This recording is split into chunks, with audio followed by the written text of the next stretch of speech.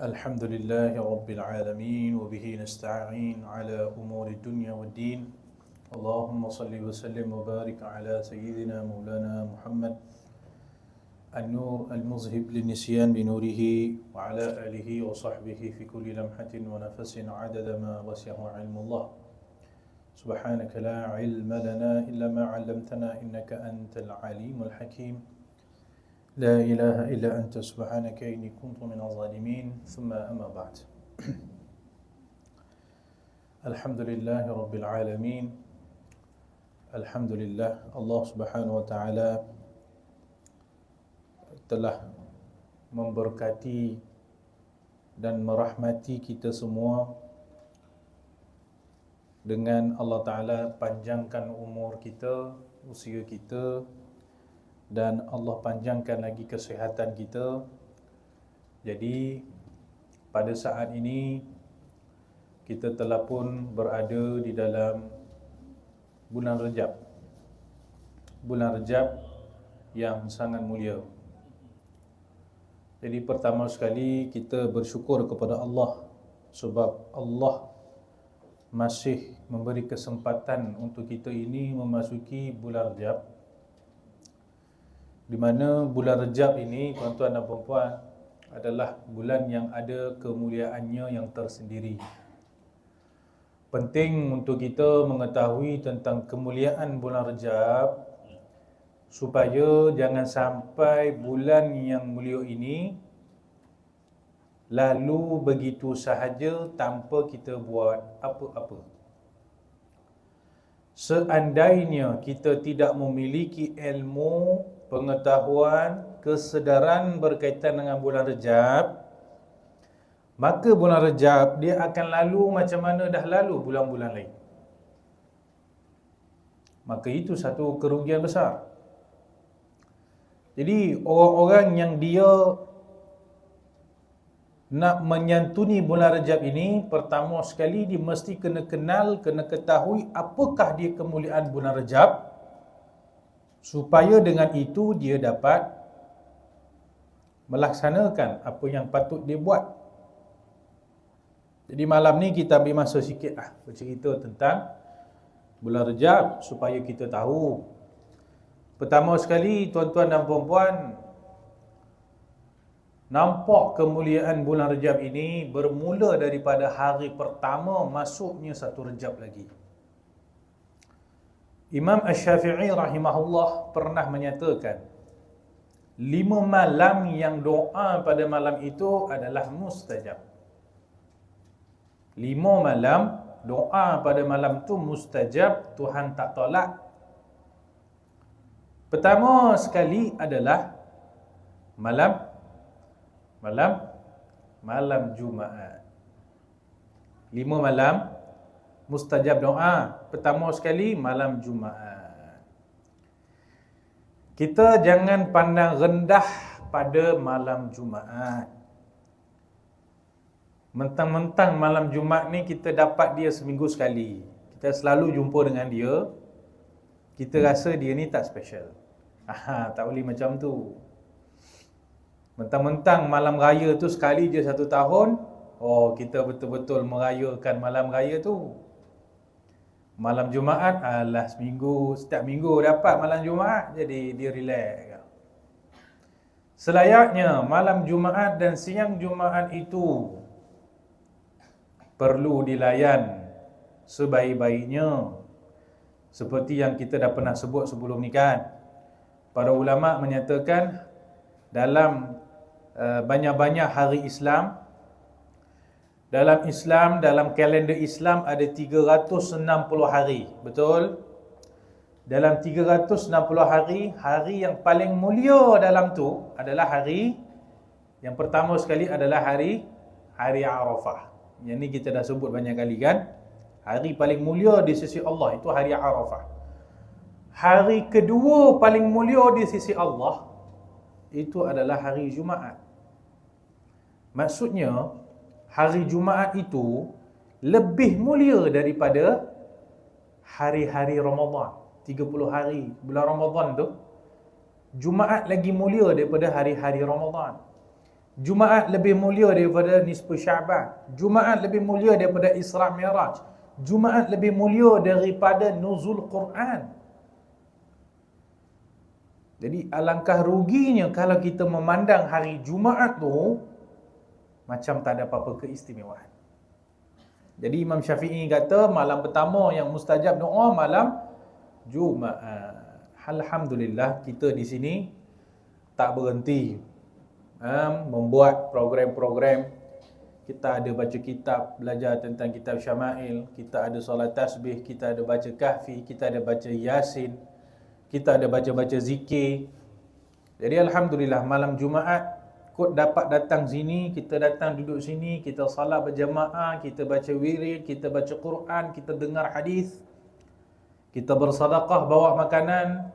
Alhamdulillah, tu rezeki kita. Tak datang ke Darul Hikmah pun tak apa. Pergilah mana-mana masjid, pergilah mana-mana surau. Bacalah Yasin dan tahlil di sana. Kalau pergi masjid, niatlah iktikaf di masjid. Yang penting malam Jumaat tu jangan dihabiskan duduk kat rumah, tengok TV, tengok kartun, tengok cerita ramah, apa lagi? Tengok movie. Jangan. Rugi kita. Dunia akhirat rugi tuan-tuan. Okey, itu cerita hari Jumaat lah Nanti kita sambung lagi hari Jumaat ni. Panjang cerita dia. Ada satu buku karangan Imam As-Suyuti. Beliau menyenaraikan kemuliaan hari Jumaat. Agak-agak berapa banyak kelebihan hari Jumaat yang Imam Suyuti senaraikan. Agak-agak kita berapa banyak kelebihan ada pada hari Jumaat tuan-tuan dan puan-puan. Dalam buku itu ada 101 kelebihan hari Jumaat. Kalau kita nak baca 101 semua kelebihan hari Jumaat tu berhari-hari kita belum tentu habis. Nak ceritanya begitu banyak kelebihan pada hari Jumaat. Okey. Saya nak cerita tu je. Kemudian Imam Syafi'i kata antara malam yang mustajab doa nombor 2 adalah malam 1 Rejab. Cuba kita ingat balik. 1 Rejab hari tu kita tengah buat apa? 1 Rejab hari apa? Hari Jumaat ni. Sabtu. Sabtu malam Ahad ke Jumaat malam Sabtu? Jumaat malam Sabtu. Betul? Betul? Cuba. Jumaat malam Sabtu kita buat apa kat rumah? Adam buat apa kat rumah? Adam duduk berzikir. Masya Allah. Alah. Baru nak puji, ingat duduk berzikir ke, baca Quran ke? Kan? Ya, bagus. Tengok, ada juga zikirnya lepas sembahyang. Malam 1 Rejab adalah malam yang mustajab doa. Saya ingat hari tu Khamis malam tu saya nak bercerita sikit lah tentang bulan Rejab supaya Jumaat tu kita tahulah apa kita nak buat. Kita pergi masjid ke, kita duduk rumah baca zikir ke, doa ke. Tapi takdirnya hari Khamis saya tak datang. Kan? Ngada-ngada tak datang kan. Jadi paling minimum saya minta dekat Ustaz Mota buatlah poster mention pasal 1 Rejab ni. 1 Rejab, malam 1 Rejab adalah malam mustajab doa menurut Imam Syafi'i. Kalau kita Alhamdulillah malam tu kita pergi masjid ke, surau ke, duduk rumah berzikir ke, baca Quran ke, berdoa ke, apa ke, Alhamdulillah itu rezeki. Jadi Imam Syafi'i kata malam kedua yang mustajab doa tu adalah 1 Rejab. Okey. Malam ketiga mustajab doa kata Imam Syafi'i 15 Sya'ban. Malam nisfu Sya'ban. Kebiasaannya malam nisfu Sya'ban, kalau kat Malaysia kita pergi masjid, kita surau, kita buat apa? Biasanya malam nisfu Sya'ban buat apa? Kita akan baca Yasin 3 kali. Yasin pertama supaya minta doa panjang umur. Yasin kedua supaya minta murah rezeki. Yasin ketiga supaya panjang umur, murah rezeki. Satu lagi? Mudahkan urusan. Ya. Hapuskan dosa. Jadi baca Yasin 3 kali dengan 3 niat berbeza-beza. dengan harapan mudah-mudahan doa-doa tersebut akan dikabulkan pada malam tersebut kerana ia adalah antara malam mustajab doa. Kita di sini alhamdulillah tahun lepas kita buat, sebelum tu kita buat. Mudah-mudahan panjang umur tahun ni pun kita buat insya-Allah. Itu dah ada 3 malam dah. Apa malam keempat yang mustajab doa kata Imam Syafi'i? Malam raya. Malam yang kita paling sibuk sekali kat dunia. Ya, Perdana Menteri pun tak sibuk macam kita. Yang ibu-ibu masa itulah dia nak cari langsir, dia nak jahit langsir, dia nak pasang langsir. Yang pakcik-pakcik, yang ayah-ayah time itulah nak kacau dodol, macam masa itulah nak cari ayam, nak buat rendang. Ya, malam satu raya, satu Syawal. Itu kata Imam Syafi'i paling mustajab doa. Yang kelima, malam raya haji. Juga mustajab doa. Jadi 5 malam ni Imam Syafi'i kata mustajab doa. Yang saya nak tekankan di sini adalah malam kedua, iaitu malam 1 Rejab. Bayangkan bulan Rejab ni, hari pertama, malam pertama tu pun Allah dah muliakan malam tu. Lalu dijadikan malam itu malam yang berkat. Malam terbukanya pintu-pintu kebaikan, Allah Ta'ala terima doa hamba-hambanya pada malam tersebut. Maka lebih kurang demikian jugalah sepanjang bulan Rejab ni tuan-tuan dan puan-puan. Sepanjang bulan Rejab ni adalah hari-hari yang mulia. Saya nak cuba singkatkan. Ya, Rejab ni kan, Rejab ini, asal kalimah Rejab itu kalau dalam bahasa Arab, Rajabar yurajibu. Itu pun dah memberi maksud diagungkan. Kalimat Rejab tu sendiri maksudnya diagungkan, dimuliakan. Dan bulan Rejab ni dia bukan sekadar diagungkan bermula daripada zaman Nabi SAW. Sebelum Nabi diutuskan pun, masyarakat jahiliah, Arab jahiliah, dia dah muliakan Rejab dah. Maksudnya sebelum Nabi bawa Islam, sebelum Nabi dapat wahyu, bulan Rejab ini telah dimuliakan dan diagungkan oleh golongan Arab jahiliah. Macam mana dia buat? Okey. Pada zaman jahiliah, Rejab ni dipanggil dengan istilahnya Rejab al-Asam. Rejab al-Asam. Asam. Apa? Yes. Rejab al-Asam. Al-Asam ni maksudnya pekat. Pekat-pekat. Ya, kenapa Rejab tu dipanggil dengan al-Asam pekat? Kerana pada bulan Rejab orang Arab dia tak akan berperang. Tidak akan kedengaran bunyi-bunyi pedang. Pedang semua masuk dalam sarung. Pada bulan Rejab. Bulan Rejab tak boleh perang. Bulan lain macam mana? Bulan lain hobi dia orang perang. Dia rasa nak perang, dia akan perang. Bila dia nak rasa dia nak perang, dia akan perang. Tapi bulan Rejab, tak boleh perang. Jadi pedang semua simpan. Tak ada bunyi pedang pada sepanjang bulan Rejab. Sebagai tanda mereka memuliakan bulan Rejab itu. Habis je bulan Rejab, sambung perang balik. Itu perangai orang Arab dulu. Tapi sepanjang bulan Rejab ni, dia orang senyap, tak nak perang. Cara dia orang nak respect bulan Rejab ni. Jadi daripada jahiliah lalu dia orang dah muliakan Rejab, sampailah datang Islam, sampai Nabi SAW. Nabi sendiri juga memuliakan bulan Rejab ini. Kalau kita tengok banyak sejarah-sejarah berlaku pada bulan Rejab. Sejarah yang paling hebat berlaku pada bulan Rejab ini adalah peristiwa Isra dan juga Mi'raj pada 27 Rejab.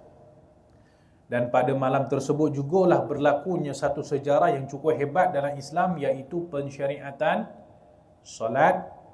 Yang kita ada solat 5 waktu subuh, zuhur, asar, maghrib, isyak ni disyariatkan pada bulan Rejab, bulan ni. Dan banyak lagi sejarah-sejarah yang berlaku. Di antara sejarah hebat berlaku pada bulan Rajab ini adalah pada bulan Rajab inilah Sultan Salahuddin Al-Ayyubi ketika beliau berperang dengan tentera Salib, pada bulan inilah beliau berjaya mengalahkan tentera Salib dan umat Islam dapat kuasai semula Masjidil Aqsa. Ni bulan Rajab ni benda tu berlaku. Setelah tentera Salib menguasai Masjidil Aqsa selama berpuluh-puluh tahun, datang Salahuddin Ayyubi, dia nak rampas balik Masjidil Aqsa daripada golongan tentera Salib. Perang, bertahun-tahun perang. Akhirnya pada bulan Rejab, berjayanya tentera Salahuddin Ayyubi menguasai semula Masjidil Aqsa. Mudah-mudahan Allah Ta'ala kurniakan kemenangan sekali lagi untuk umat Islam pada bulan Rejab ini, insya-Allah Ta'ala merebut semula Masjidil Aqsa, tuan-tuan dan puan-puan. Jadi banyak lagi kisah-kisah berlaku pada bulan Rejab. Cuma ceritanya sekarang ni adalah bulan Rejab ini juga menjadi sangat mulia disebabkan ia adalah pintu gerbang kepada bulan Ramadan. Kita kalau tengok kalender kan, nah masuk bulan Ramadan ni, saya rasa lebih kurang 75, lebih kurang 80 hari lagi nak masuk Ramadan. Ya, ya ke? Tak sampai tak? 50 hari lagi Lebih kurang 50 hari lagi Yang Rejab ni tinggal lebih kurang 20 hari lah. Lepas tu Syaban 50 hari lah, 50 hari lebih sikit dah nak masuk Ramadan dah. Ya. Syaban 30 hari, campur Rejab ni dalam 20 hari ni.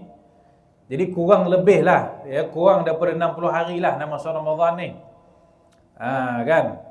Kurang lebih 60 hari, 55 hari lagi nak masuk Ramadan. Jadi tuan-tuan dan puan-puan, ya, sekitar selayaknya bila nak fikir je pasal Ramadan ni, kita kena ada sedikit persediaan. Cuba kita bayangkan, tiba-tiba ni ada YB ke siapa ke, menteri ke nak datang ke Darul Hikmah. Agak-agak apa kita akan buat bila ada menteri nak datang sini? Kita mesti akan bersedia, betul? Apatah lagi kalau yang nak datang itu adalah yang di Pertuan Agong, Sultan, Raja nak datang. Itu mau 6 bulan kita kena buat preparation. Nak beli kapet merah, nak buat SOP, kena jaga jalan raya, kena pastikan semua settle, kena ada kursi warna kuning. Walaupun tak hujan tapi payung kuning pun kena ada. Kan, semua kena cat kuning belaka. Itu kalau dah sambung raja 2, 3, 4 bulan sebelum raja nak datang tu, kita dah prepare. Ni, saya nak tanya ni, Ramadan ni Nabi kata raja segala bulan, penghulu bagi segala bulan. Nak tanya ni, persediaan dah start ke belum? Tak start lagi. Tu masalah tu. Kalau start lagi persediaan tu, itu tandanya kita masih kurang respect dengan raja yang nak datang. Bayangkan besok raja nak datang sini, kita tak buat apa-apa, kita relax je. Confirm lah bila raja tu sampai, macam-macam benda tak settle. Kapet hilang, payung pun tak ada, semua benda tak ada, aircon tak pasang, dengan tai kucing merata-rata lagi. Ini akan berlaku bila tak ada persiapan. Maka itulah akan berlaku kita tiada persiapan untuk menyambut raja bulan, iaitu bulan Ramadan. Mana persiapan kita, tuan-tuan dan puan-puan? Maka bulan Rejab ni lah kita dah mula untuk bersiap. Kena berlatih, kena mula sikit-sikit, supaya bila datang bulan Ramadan itu kita dah bersiap sedia. Kalau malam ni kita bersetuju, malam ni kita kena start ni. Aku nak start dah malam ni. Nak sembahyang, nak puasa, nak sedekah ni, nak prepare ni, nak bulan-bulan Ramadan nak datang ni. Kalau malam ni kita nak mula buat persiapan untuk bulan Ramadan. Kalau malam ni kita baru nak buat, kita ni memang dah terlambat pun. Ni dah kira terlambat dah ni. Kalau malam ni baru nak start buat, sebenarnya dah terlambat dah. Dah terlambat dah. Kenapa saya kata terlambat? Sebab ulama salafus salih, sahabat tabi'in, tabi'in, dia dah start prepare untuk bulan Ramadan tu 6 bulan sebelum masuk Ramadan. Kita Ramadan bulan 3, betul? Maksudnya bulan 9 hari tu dia dah mula prepare untuk Ramadan bulan 3 nanti. 6 bulan sebelum Ramadan dah mula prepare. Kalau macam kita ni bulan 1 ni tak mula lagi, kita ni dah terlambat ke belum terlambat ni? Dah terlambat sikit lah, tapi okey lagi. Okey lagi. Daripada 1 hari sebelum masuk Ramadan pun tak buat apa-apa. Cuba bayangkan dia orang. Cuba bayangkan macam ni Katakanlah salafus soleh ni dia orang ada kereta. Dia ada kereta tapi kereta tu gear dia ada 6 gear. Bulan 9 tu dia dah masuk gear 1 dah. Bulan 10 dia dah masuk gear 2. 11 dah masuk gear 3. Bulan 12 dia dah masuk gear 4. Bulan 1 dia dah masuk gear 5. Tinggal bulan Ramadan nanti tinggal nak pecut je. Pecut dekat highway 200 km 1 jam. Sebab itu mereka bila masuk bulan Ramadan, dia orang benar-benar menghayati bulan Ramadan itu. Mereka benar-benar menyantuni bulan Ramadan itu dengan macam-macam ibadat kerana mereka telah bersiap sedia sejak lama lagi.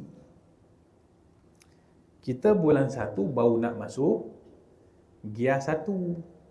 Okey lagi. Bulan 2 dah gear 2. Masuk bulan 3 ni dapatlah gear 3. Gear 3 ni kita boleh pergi berapa laju? Bolehlah 150. 150 tu boleh pecut lagi lah kan. Bolehlah juga. Tapi nanti nak masuk bulan Ramadan baru nak masuk gear 1 tuan-tuan. Gear 1 ni berapa jauh nak pergi? Berapa laju boleh pergi? Kura-kura pun lagi laju daripada gear 1. Tahu tak? Kereta gear 1 nak pergi mana? Dengan kura-kura pun kita boleh kalah. Jadi sekarang nak masuk gear 1 ni, biar sebelum masuk Ramadan itu kita dah laju, kita dah cantik, kita dah terbiasa dengan ibadat. Jadi jangan sia-siakan bulan Rejab ini. Jangan rasa bila masuk dah bulan Rejab ni macam tak ada apa-apa je lagi. Maka itu satu kesilapan besar. Jadi sepatutnya kita masuk bulan Rejab, kita dah mula merancang untuk bulan Ramadan. Apa persiapan saya nak buat sekarang? Apa ibadat yang saya nak persiapkan sekarang? Supaya nanti bulan Syaban nanti tambah lagi sikit. Masuk je bulan Ramadan, Alhamdulillah, jalan. Jadi mulia bulan Rejab ni sebab dia adalah pintu gerbang kepada bulan Ramadan. Jangan kita tuan-tuan dan puan-puan mengulangi kesilapan yang sama seperti yang telah berlaku seumur hidup kita. Kebanyakan daripada kita, hatta saya sendiri, bila masuk dalam Ramadan tu dalam keadaan tak bersedia pun. Tak bersedia, betul. Ilmu kita tentang Ramadan tak cukup. Bacaan Quran kita masih tak cantik. Puasa kita masih tak betul. Macam-macam benda pun tak siap lagi nak masuk bulan Ramadan. Kita masuk dalam bulan Ramadan dalam keadaan tiada persiapan. Biarlah yang berlalu sebelum ni, biarlah ni macam tu. Tapi takkanlah sampai mati kita nak masuk bulan Ramadan dalam keadaan tak bersiap. Segan kita, malu kita dengan bulan Ramadan itu. Kan? Kalau anak kat rumah kita tuan-tuan, tahun ni dia nak ambil SPM. Untuk peperiksaan SPM, berapa lama dia bersiap sedia untuk nak ambil exam SPM ni? 6 bulan? 1 tahun? Untuk nak ambil SPM. Semakin lama dia prepare, bersedia, semakin cemerlang dia di dalam periksa dia. Katakan kita ada pertandingan, makcik-makcik semua suara sedap selalu pergi pertandingan marhaban kan? Masuk pertandingan marhaban ni, agak-agak berapa lama kita prepare untuk masuk pertandingan marhaban ni? Takkan kita prepare 2 hari pak terus masuk marhaban, memang dapat nombor 100 lah. Semakin lama kita prepare untuk pertandingan marhaban tu, semakin bagus kita. 2 bulan sebelum pertandingan kita dah prepare, buat latihan setiap hari, duk menjerit-jerit kat situ kan, walaupun suara tak sedap, tak apalah. Lagi lama kita buat preparation, lagi kita ni bagus. Boleh menang nombor 1. Benda lain semua kita prepare, kecuali bulan Ramadan yang sepatutnya untuk itu kita prepare. Jadi siapa nak berjaya dalam bulan Ramadan, prepare lah awal sikit. Siapa tak kisah dia gagal dalam bulan Ramadan, tak payah buat apa, relax kan. Jadi tuan-tuan dan puan-puan, bulan Rejab ini adalah persiapan untuk masuk kepada bulan Ramadan. Dan persiapan yang kita lakukan ini pun ada ganjaran dia tersendiri, sebab para ulama menyatakan di antara kemuliaan bulan Rejab adalah pada bulan Rejab tu pun pahala semua dilipat gali gandakan oleh Allah Subhanahu Wa Taala. Orang yang beramal dalam bulan Rejab ni, pahala dia dapat lebih banyak daripada bulan biasa. Dan bila masuk kepada bulan Syaban, Allah lipat kali gandakan banyak lagi. Dan bila masuk bulan Ramadan, Allah Ta'ala lipat kali gandakan setiap amalan itu sampai 700 kali ganda. Ramadan kita tahu memang 700 kali ganda. Tapi Rejab ni ramai tak tahu. Bahawa ulama kata memang pada bulan Rejab ini pun dilipat kali gandakan pahala. Walaupun mungkin tak setahap macam Ramadan. Memang tak samalah. Ramadan tu sampai 700 kali ganda. Tapi Rejab mungkin tak sampai 700. Mungkin 70 kali ganda. Okey apa? Fine lah. Untunglah juga beramal pada bulan Rejab ni. Masuk bulan Syaban, Allah lipat kali, Allah tambah lagi kali ganda tu. Mungkin 100 kali ganda. Masuk bulan Ramadan, itu 700 kali ganda. Kenapa macam tu? Sebab Allah nak suruh engkau bersiaplah daripada bulan Rejab. Sikit-sikit kau buat.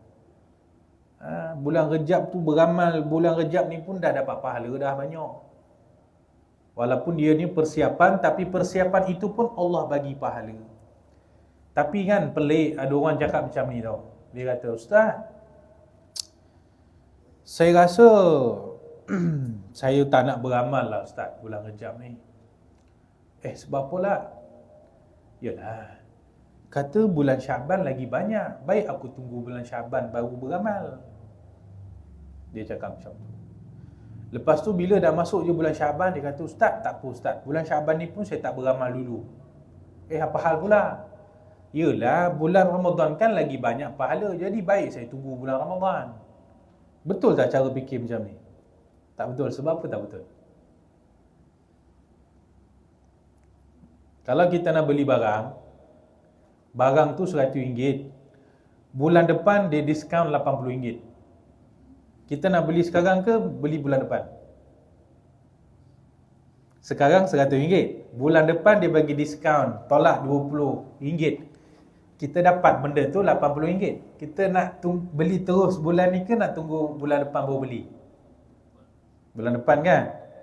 Masuk bulan depan lagi dia tolak lagi RM20. Daripada RM80, dia bagi diskaun RM60 je benda tu. Kita nak beli time bulan depan ke nak tunggu bulan depan lagi baru beli?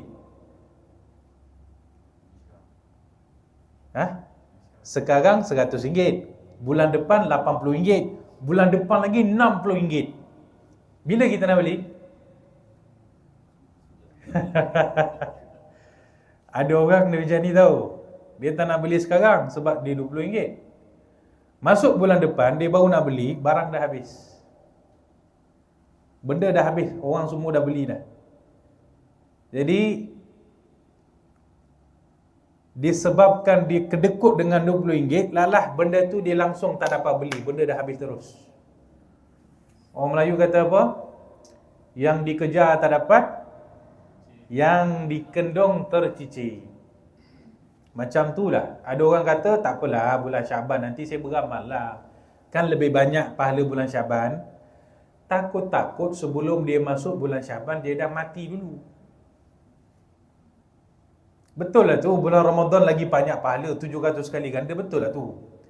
Cuma nak tanya, siapa yakin dia akan hidup sampai bulan Ramadan akan datang? Yakin sangat panjang umur dia. Siapa yakin? Macam mana kalau kita ni Rejab tak beramal, Syaban tak beramal, baru dah masuk Ramadan, Allah dah cabut nyawa dulu. Dah lah tak beramal Rejab, dah lah tak beramal Syaban, baru nak beramal Ramadan, Allah dah tak bagi dah. Kalau tak cabut nyawa pun, Allah tarik kesihatan kita, mungkin terlantar di hospital, wal'iyazubillah. Allah sibukkan kita dengan apa-apa ujian dan musibah sampai kita tak ada masa nak beramal pada bulan Ramadan. Masa tu kita akan menyesal. Aku bulan Rejab, aku ni duduk je ke rumah tengok cerai kerama. Menyesal aku tak beramal. Bulan Syaban aku duduk je ke rumah, duduk sembang-sembangnya. Menyesal aku tak beramal. Masuk saja Ramadan, ya Allah, tak sihatnya satu hal, sibuknya satu hal. Inilah kesilapan orang yang dia tak nak gunakan Rejab ini untuk persiapan. Dia kata tak apa aku tunggu Syaban, tak apa aku tunggu Ramadan, sudahnya langsung tak dapat. Rejab tak dapat, Syaban tak dapat, Ramadan tak dapat. Jadi tuan-tuan dan puan-puan, sementara Allah bagi kita sehat, Allah bagi kita usia, Allah bagi kita lapang, kita ni tak sibuk mana pun sekarang. Sementara sekarang ini, manfaatkan masa. Buatlah amal ibadat apa yang termampu. Jangan duk tunggu tuan-tuan dan puan-puan, takut-takut tak sempat. Allahu Akbar. Berapa ramai dah kita jumpa saudara mara kita, kawan-kawan kita, mungkin adik-beradik kita, mungkin jiran-jiran kita. Pagi tu kita tengok dia sehat, afiat. Tengah hari kita dapat berita orang tu dah meninggal dunia. Baru tengah hari tu kita duduk borak dengan dia, malam dapat berita sakit jantung masuk hospital meninggal. Baru semalam kita duduk mesej dengan dia, Assalamualaikum, Waalaikumsalam, macam mana, apa khabar, apa semua. Esok tu dapat berita dia dah tak ada. Tidakkah kita takut kita juga akan jadi macam dia? Siangnya sihat, petangnya sakit, tengah harinya hidup, malamnya dah tak ada. Jadi dia tunggu buat apa? Tak tunggu ni buat apa? Dalam keadaan kita tak yakin kita akan hidup sampai bila pun kita tak tahu. Jadi adanya kesempatan Allah Ta'ala bagi ni, gunakan, manfaatkan sebaik-baiknya untuk kita beribadat. Untuk kita beribadat tuan-tuan dan puan-puan, biasanya masuk saja bulan Rejab, kita sembahyang berjemaah di masjid ke di surau ke, imam akan baca doa. Apa doa imam baca? Allahumma barik lana fi Rajabin wa Sya'ban wa ballighna Ramadan. Imam akan baca doa yang tu. Imam baca tak tadi? Ada kan? Tak ada kan? Tak apa, imam kita dia duduk negara lain, dia tak tahu. Biar. Tapi biasanya imam akan baca lepas sembahyang, imam akan baca Allahumma barik lana fi Rajabin wa Sya'ban wa ballighna Ramadan. Kita makmum ke belakang doa amin jelah. Sebenarnya imam baca doa tu memanglah maksud doa tu, ya Allah berkatilah pada Rajab dan juga Sya'ban kami dan sampaikanlah kami kepada bulan Ramadan. Maksudnya kita minta Allah Ta'ala panjangkan umur kita sampai dapat merasa bulan Ramadan. Biar Allah Ta'ala bagi kita kesihatan supaya kita ni dapat beramal pada bulan Ramadan. Imam setiap kali baca doa itu, makmum kita di belakang, dia tak boleh sekadar amin sahaja. Bahkan, doanya imam tadi, dia adalah satu soalan kepada makmum. Seolah-olah imam bertanya kepada makmum, wahai makmum, engkau dah bersedia belum untuk Ramadan ni? Setiap kali kita doa, kita dengar doa daripada imam tu, kita kena fikir, imam ni dia tanya aku dah bersiap ke belum? Kita nak tanya diri kita sendiri, kita ni dah bersiap ke belum? Ke buat tak tahu buat deknya, Ramadan dah sampai dah ni. Ini setengah orang bila baca doa tu, mangai dia punya amin dia tu sampai dengar sampai hujung kampung. Amin, dia menjerit . Tapi persiapan apa-apa tak ada. Dia tak terfikir, dia tak terasa, dia tak rasa yang sebenarnya doa imam tu nak suruh dia bersiap. Nak suruh dia bersedia. Bukan setakat aminnya. Jadi tuan-tuan dan puan-puan, kita pun di rumah, kita sembahyang, kita doa, Allahumma barik lana, sambung, fima razaqtana wa qina azabannar. Allahumma barik lana fi Rajabin wa Sya'ban wa ballighna Ramadan. Ringkas je doa tu, kejap lagi tekan Google, keluarlah dia. Hafalkan terus. Lepas ni sembahyang kat rumah baca, lepas sembahyang baca, time sujud baca. Baca tu kita memang nak minta pada Allah. Keduanya peringatan untuk diri kita, suruh kita bersedia. Sebab ini bulan Rajab.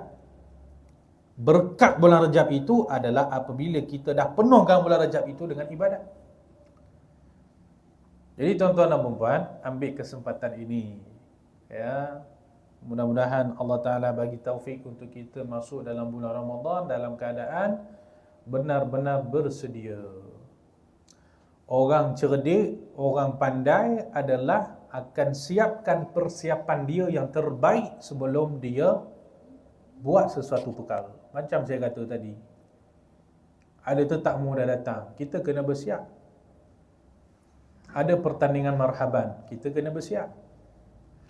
Ada orang nak kahwin, kita kena bersiap. Mana ada orang semua buat benda-benda ni tiba-tiba je. Hari ni bersiap, besok pak buat, mana boleh.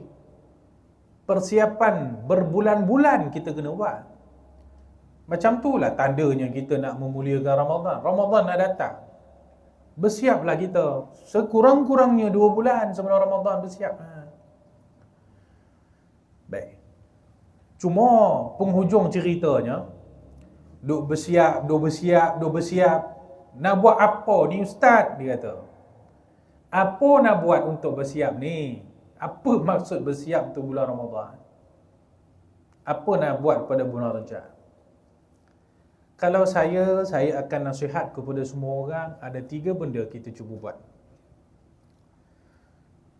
3 benda ni bukan benda baru. 3 benda ni benda yang biasanya kita memang kena buat pun setiap hari. Selalu kita kena buat sebenarnya.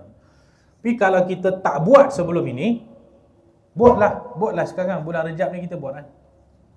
3 benda. Pertama adalah zikir. Zikir asasi, zikir yang asas. Bila sebut zikir yang asas, saya banyak kali sebut dalam kuliah, saya kata zikir yang paling asas yang perlu ada pada diri kita semua adalah 100 kali istighfar, 100 kali la ilaha illallah, 100 kali salawat kepada Nabi SAW. Ini basic punya zikir. Kalau tak selesai, malam jangan tutup mata. Malam jangan tutup mata kalau tak selesai 3 basic ni. 100, 100, 100. Berapa banyak masa yang kita perlukan untuk selesaikan istighfar 100, la ilaha illallah 100 dengan selawat 100? Berapa lama masa kita perlukan? Lebih kurang 15 minit. Tu ya. 15 minit lepas sembahyang subuh duduk 15 minit baca zikir ni, bagi settle.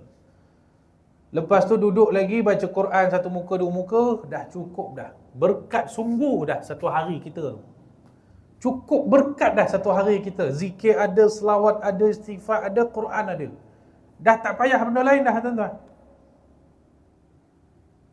Jadi kalau sebelum ni kita tak buat, cuba beli, macam saya pesan sebelum ni kan, cuba beli tasbih tu, tasbih cincin tu kan. Takkan sampai bila-bila nak beli cincin emas je. Sekali-sekala belilah cincin tasbih yang harga dia RM1 je. Kalau kat Shopee rasanya RM1 boleh dapat. Kalau pergi Maidin mungkin RM1.20. Kalau nak canggih sikit, tasbih yang ada bunyi tu mungkin RM2. Lepas ni ada tasbih baru keluar lagi, tak apa benda, ada bunyi, ada cahaya, ada macam-macam benda dalam tu. Alah, RM2.50, RM2 boleh dapat dah. Beli 10. 2 simpan dalam kereta, 2 simpan dalam rumah, 2 simpan dalam handbag tu Takkan dalam handbag tu semua alat-alat solek je. Simpan dalam tu. Pastikan setiap hari lepas subuh habis.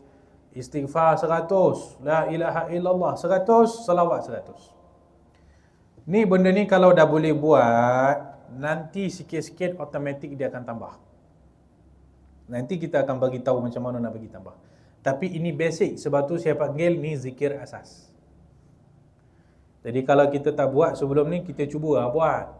Lepas subuh tak kisah, lepas zuhur tak kisah, lepas asar tak kisah, lepas maghrib isyak tak kisah. Yang penting satu hari mesti kena settle ni. Kalau nak cepat jadi wali, buatlah sebelum subuh. Tapi kalau subuh pun dah pukul 6.30 atau 7, buat lepas subuh lah. Jadi yang ni, zikir ni. Zikir maksudnya ada 3 yang saya sebutkan tadi. Tolong buat. Kalau kita tak buat sebelum ni bulan Rejab dah masuk, try buat pada bulan Rejab ni.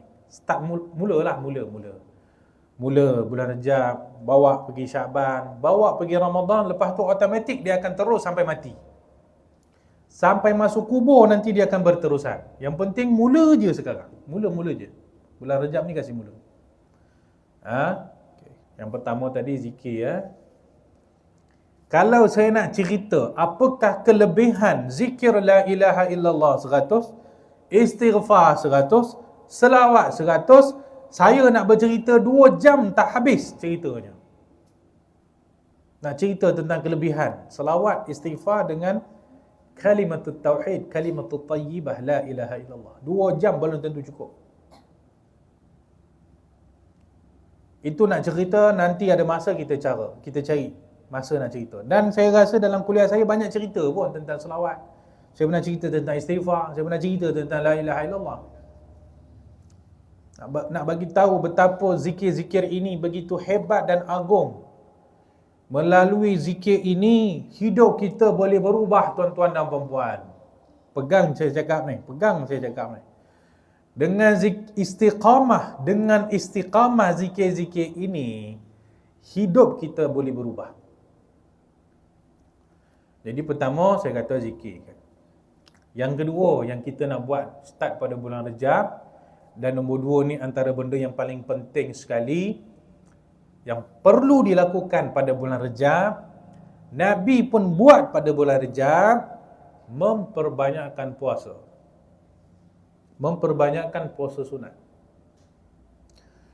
Kalau boleh puasa setiap hari Isnin, Khamis, alhamdulillah. Kalau boleh puasa pada hari lain pun, Selasa ke, Rabu ke, alhamdulillah. Puasa je lah. Kalau tak dapat nak puasa pada Isnin, Khamis atau hari-hari lain, saya bagi diskaun sikit. Sekurang-kurangnya cuba puasa 13, 14, 15 bulan Rejab ni. Kita panggil apa 3 hari ni? 3 hari ni kita panggil apa? 13, 14, 15? Hari? Ada orang dah terlupa dah tu. Ini dipanggil puasa hari putih. Hari apa? Hari putih. 13, 14, 15 setiap bulan. Rejab, Syaban, Ramadan of course kita puasa lah kan. Syawal, Zulhijjah, Zulqa'dah, Muharram setiap bulan 13, 14, 15 sunat kita puasa kecuali Zulhijjah. Kelebihannya adalah seperti Nabi SAW telah bersabda, puasa pada 3 hari ini Allah bagi pahala puasa 30 hari. Maksudnya apa? Maksudnya kalau kita boleh puasa 3 hari ini setiap bulan, kita seolah-olah puasa 360 hari sepanjang tahun. Setiap bulan 3 hari, 12 bulan Allah bagi pahala 360 hari punya puasa. Siapa tak kejar benda ni? Saya tengok setakat yang saya perhatikan, puasa hari putih ni dalam masyarakat kita di Malaysia masih kurang lagi. Jarang kita tengok orang buat. Jarang kita jumpa masjid-masjid ke surau ke umumkan suruh buat. Jarang kita jumpa poster-poster ke suruh buat puasa 3 hari putih ni. Saya baru bagi tahu Ustaz Mu'taz, saya kata lepas ni kalau boleh setiap bulan ni kita nak buat poster reminder. Setiap bulan kita buat reminder untuk puasa 13, 14, 15 setiap hari bulan Islam. Ni bulan Islam Jangan pula pergi rajin puasa 13, 14, 15 Mac pula. Wah, itu pun satu hal kan. Bukan Mac, bukan April, bukan Ogos, bukan Julai. Ini ikut kalender Islam ni. Jadi insya-Allah kita tengok, mudah-mudahan setiap bulan tu Darul Hikmah akan keluarkan poster buat reminder untuk kita cuba buat sunat puasa 3 hari ni. Jadi bermula daripada bulan Rejab. Ya, nanti kita akan keluarkan poster, kita tengok 13, 14 bulan ni hari apa saya pun tak ingat. Yang penting 3 hari itulah. Nanti kita cek lah. Jadi dapat puasa 3 hari itu Allah bagi kita puasa 30 hari. Jadi cuba Isnin dan Khamis kita puasa. Kalau tak dapat, sekurang-kurangnya 3 hari ni, 13, 14, 15 Rejab. Dan kalau kita puasa 13, 14, 15 Rejab, nanti bulan Syaban kita boleh puasa 13, 14, 15. Tak ada masalah. Okey. Jadi itu yang kedua, puasa. Dan Nabi SAW memang memperbanyakkan puasa pada bulan Rejab. Dan para ulama menyatakan tak ada puasa yang afdal, tak ada puasa pada satu bulan tu afdal setelah puasa sepanjang bulan Ramadan, melainkan puasa sepanjang bulan-bulan haram, salah satunya adalah Rejab. Maksudnya puasa pada bulan-bulan pada Rejab ni antara puasa yang paling afdal setelah puasa bulan Ramadan. Saya kata tadi Isnin Khamis dengan puasa 3 hari, 13 hari. Ini bagi orang yang let's say orang nak diskaun lah, dia ambil yang tu. Kalau kita tak nak diskaun, kita nak ambil yang harga penuh, puasa je setiap hari. Puasa setiap hari kan. Hari ni hari Selasa dah boleh puasa dah. Besok Rabu puasa lah. Khamis puasa lah. Jumaat pun puasa lah, tak ada masalah. Jumaat, Sabtu, Ahad, kita boleh banyakkan mana puasa kita, puasa je lah. Dan puasa ni tak susah. Dia kena cover sikit kita punya pemakanan je. Kita kalau dah biasa makan sarapan pagi, nasi lemak, roti canai, teh tarik. Tengah hari pula dia pergi balon makan nasi ganda. Orang macam ni dia susah nak puasa sebab dia akan cepat lapar. Saya kalau nak puasa, sikit-sikit saya stop saya punya sarapan. Sarapan saya tak ambil. Lepas tu tengah hari, ambil makanan sikit je. Dah 3-4 hari kalau kita buat macam tu, dah lepas tu nak puasa tu senang je. Dah tak rasa lapar pun time kita puasa. Sebab dia dah steady, dia dah biasa. Jadi kita boleh biasakan puasa ni. Bulan Rejab ni kasih puasa, Syaban kasih puasa lagi. Dan itulah persiapan sebelum kita masuk bulan Ramadan.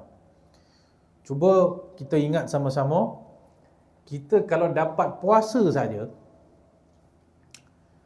banyak benda lain dia follow kat belakang.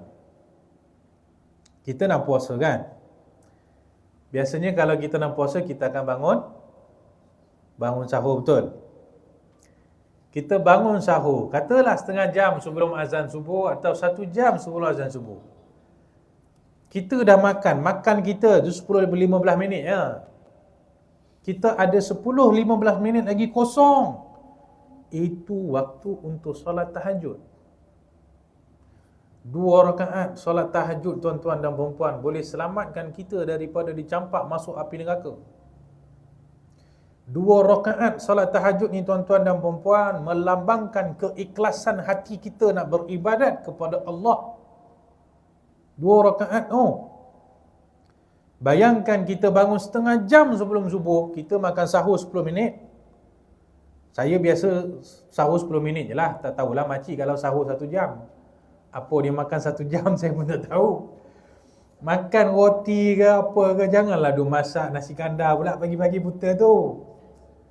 Kan? Makan apa-apa yang ringan-ringan dah.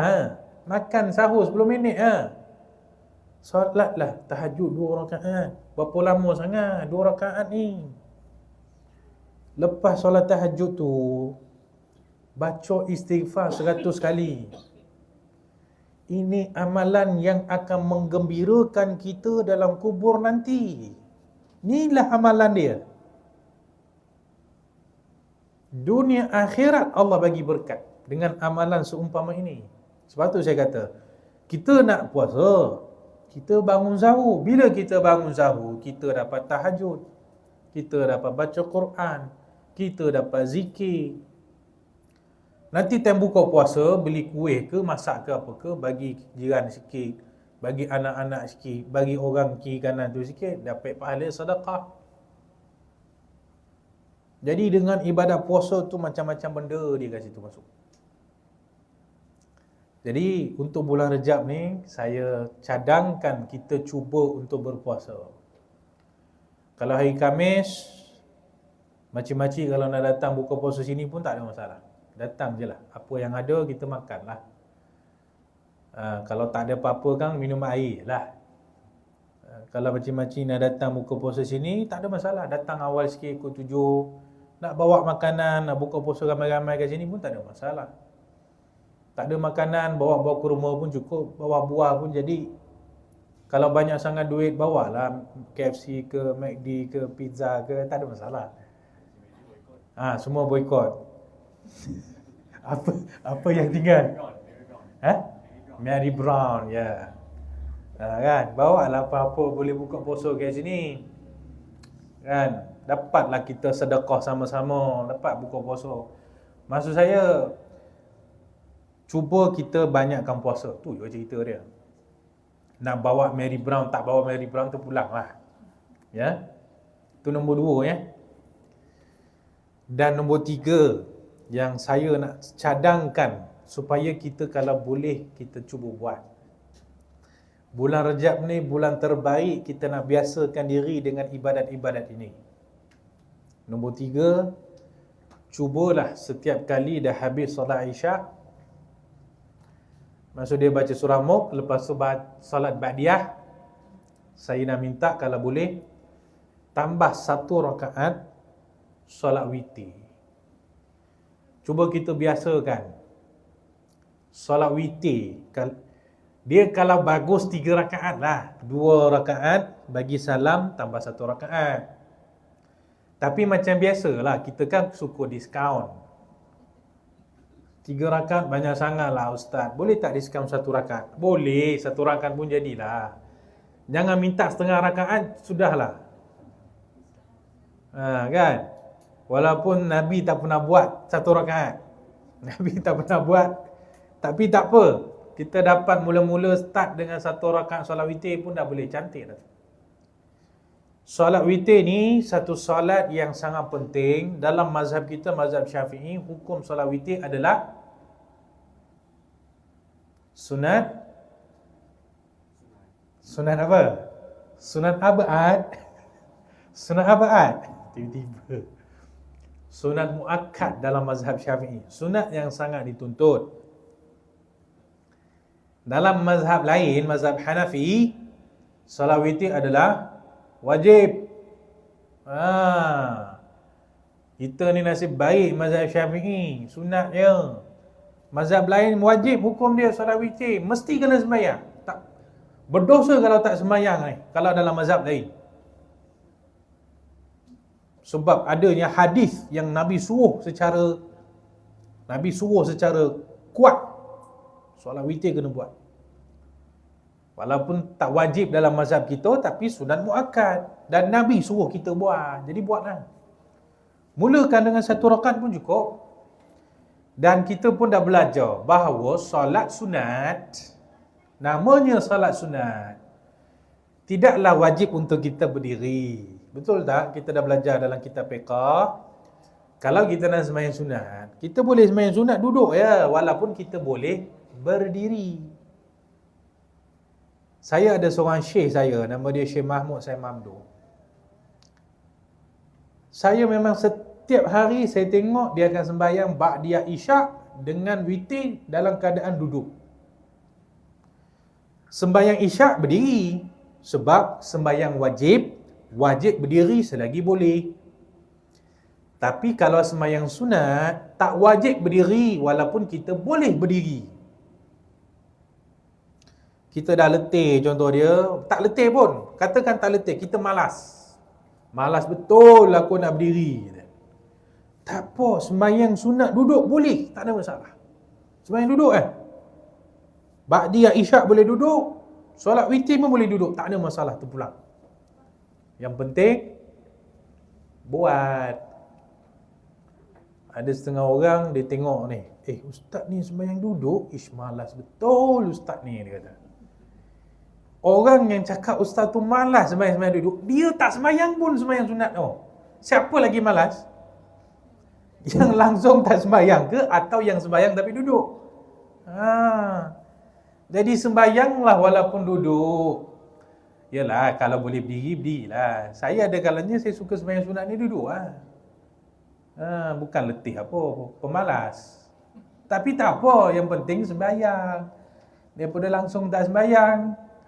Tu kan. Jadi tuan-tuan dan puan-puan, cuba kita usahakan sembahyang sunat witir ni. Selepas solat isyak terus sembahyang. Afdal sembahyang witir ini adalah pada 1/3 malam terakhir. Itu kalau orang bangun qiyamul lail, yang bangun tahajud. Yang tak bangun qiyamul lail jangan ngada-ngada nak sembahyang 1/3. Sembahyang terus lepas isyak. Ada seorang ulama ni ditanya, nama dia Imam Abdul Wahab Sya'rani. Ditanya, wahai Syekh, adakah afdal solat witir sebelum tidur ke selepas tidur? Maka Imam Sya'rani cakap, kalau di sisi aku, afdalnya sembahyang witir sebelum tidur. Afdal sembahyang witir sebelum tidur. Kenapa kamu cakap macam tu? Dia kata ada dua sebab. Sebab pertama, dalam hadis Nabi SAW telah bersabda, sesungguhnya Allah suka kepada witir. Jadi bila saya dah sembahyang witir, saya dah dapat rahmat daripada Allah sebab saya dah sembahyang witir. Bila saya tidur, maksudnya saya tidur dalam keadaan saya telah mendapatkan rahmat daripada Allah sebab saya dah sembahyang witir. Itu nombor satu. Nombor dua, dia kata, kenapa saya suka sembahyang sebelum tidur? Sebab aku takut aku mati dalam tidur. Aku ingat kejap lagi aku nak sembahyang tidur, tapi tak bangun, mati dah. Rugi tak? Rugi. Baik aku sembahyang dulu sebelum tidur. Tengok dia punya fikir macam mana. Dia kata, aku tak yakin pun aku akan hidup sampai 1/3 malam nanti. Belum tentu aku akan hidup. Mungkin saya mati. Baik aku sembahyang siap-siap. daripada aku tunggu, kang tak pasal-pasal meninggal pula, rugi ke, tak sempat nak sembahyang witir, dia kata. Jadi kita kalau boleh sembahyang pada 1/3 tu pulanglah. Kok makcik-makcik memang rajin qiyamul lail setiap malam, okey, sembahyang witir pada akhir qiyamul lail, dah sembahyang tahajud apa semua, akhir sekali sembahyang witir, tak ada masalah. Tapi kalau macam tadi, subuh pun pukul 7, qiyamul lail apa benda? Subuh pun pukul 7. Okey, orang macam ni, geng-geng macam ni sembahyang terus lepas Isyak. Habis sembahyang Isyak, solat sunat ba'diyah Isyak 2 rakaat, lepas solat sunat ba'diyah Isyak 2 rakaat terus sembahyang witir. Komplit dah tu, cantik dah. Kalau sesiapa boleh buat 3 benda ni je yang saya sebut ni, bermula daripada bulan Rejab. Zikirnya tadi, yang ada 3 jenis zikir, dan dia berpuasa sama ada Isnin Khamis, atau 3 hari 13, 14, 15, atau dia puasa saja mana-mana hari. Dengan nombor 3, dia biasakan sembahyang sunat witir lepas salat Isya Ba'diyah. 3 ni sahaja kalau kita boleh start pada bulan Rejab, dah cukup bagus dah persiapan kita nak menuju Ramadan. Dan sambil-sambil itu juga, benda lain pun ada, sedekahnya. Sedekah juga dilipat kali gandakan pahalanya pada bulan Rejab. Kita, alhamdulillah, ruangan untuk kita bersedekah itu begitu banyak. Tabung tu ada di sini, memang tabung tu sentiasa ada kat situ. Kita ada makanan, kita boleh bawa makanan, kita boleh belanja orang makan. Siapa nak biasakan sedekah setiap hari, dia nak sedekah setiap hari, dan itu adalah perkara yang sangat hebat, adalah dia pergi kedai RM2, dia beli satu tabung kecil macam tabung tu, dia letak kat rumah. Setiap hari dia masukkan RM1 dalam tabung tu. Pagi je lepas subuh, RM1. Pagi je lepas subuh, RM1. Ada hari dia ada duit lebih, masuk RM2. Ada hari dia tak cukup, masuk 50 sen. Setiap hari dia masuk dalam tabung. Hujung bulan, tabung tu pergilah bagi dekat masjid atau surau. Kalau masjid dengan surau tak nak ambil tabung tu, datang bagi ke Darul Hikmah, tak ada masalah. Ya, kita orang boleh je terima. Tapi ini cara nak sedekah setiap hari. Kat rumah kita tu ada tabung. Petah lagi kalau kat rumah kita, anak-anak kita, cucu cicit ni semua ada, pesan dekat semua orang, aku nak letak tabung kat sini, pastikan semua orang ada masuk duit setiap hari. Bukan suruh masuk RM100 setiap hari. Kalau macam-macam ni semua datin seri, tak apalah juga. Tak payah masuk RM100. Masuk RM1 setiap hari pun dah cukup hebat. Yang penting kita dah sedekah setiap hari, walaupun sikit. Hujung bulan, pergi hantar benda tu ke tempat lain. Ya. Ada seorang kawan kita, seorang ustaz kita ni, dia ambil satu tabung Darul Hikmah, dia letak kat rumah dia. Lepas 3 bulan, dia bawa tabung tu dah penuh lah. Tabung besar ni, penuh. Sebab mak dia masuk duit, ayah dia masuk duit, dia masuk duit, adik-beradik semua masuk duit, abang dia, kakak dia datang, semua masuk duit sikit-sikit. Penuh tabung tu dalam 2-3 bulan je penuh. Kita boleh buat di rumah kita. Ya, sebab kita letak tabung, orang lain dapat bersedekah, kita dapat pahala sekali. Jadi banyakkan sedekah juga pada bulan Rejab yang mulia ini. Dan termasuk juga paling penting juga adalah baiki bacaan Quran, tuan-tuan dan puan-puan. Siapa yang kat sini masih belum join kelas-kelas Quran di Darul Hikmah, saya minta sangat join kelas tersebut. Sama ada kelas Ustaz Muttalib atau kelas Ustaz Firdaus, supaya kita boleh perbaiki bacaan Quran kita lebih baik daripada sudut tajwid dan supaya daripada sudut makhraj. Kalaulah sekarang kita nak habiskan satu muka surat, kita perlukan 10 minit. Harap-harap kita boleh belajar dan selalu baca. Masuk Ramadan, satu muka surat kita boleh habis dalam tempoh 2 minit. Bukan nak suruh laju. Yang penting bacaan tu betul dan dapatlah kita khatam banyak kali dalam bulan Ramadan tu je. Kalau baca laju-laju, lepas tu bacaan terabur, baik tak payah. Kan? Jadi kita baiki bacaan kita juga bulan Rejab ni supaya nanti mudah kita nak baca Quran pada bulan Ramadan nanti. Jadi secara ringkas tuan-tuan dan puan-puan, itulah beberapa persiapan yang perlu kita lakukan pada bulan Rajab. Kita bawa masuk ke Syaban, kita bawa masuk ke Ramadan. Mudah-mudahan kita masuk dalam bulan Ramadan dalam keadaan kita benar-benar telah bersedia.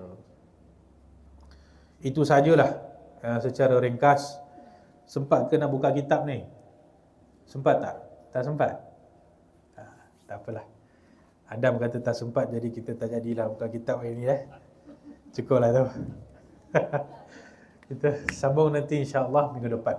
Minggu depan nanti saya update balik lah.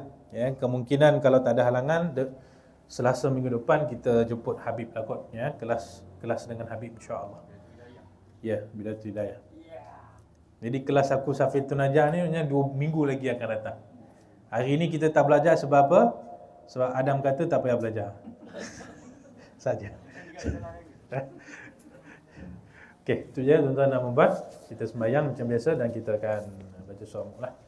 Bismillahirrahmanirrahim. Alhamdulillahirabbil alamin. Allahumma anfa'na bima 'allamtana wa 'allimna bima yanfa'una wa zidna 'ilman wa 'amalan ya arhamar rahimin. Allahumma ati nufusana taqwaha wa zakkiha anta khairu man zakkaha anta waliyuha wa maulaha. Allahumma barik lana fi Rajab wa Sya'ban wa ballighna Ramadan. Allahumma barik lana fi Rajab wa Sya'ban wa ballighna Ramadan. Allahumma barik lana fi Rajab wa Sya'ban wa ballighna Ramadan. Wa sallallahu wasallam ala sayyidina Muhammad wa ala alihi wa sahbihi ajma'in. Walhamdulillahirabbil alamin. Assalamualaikum warahmatullahi wabarakatuh.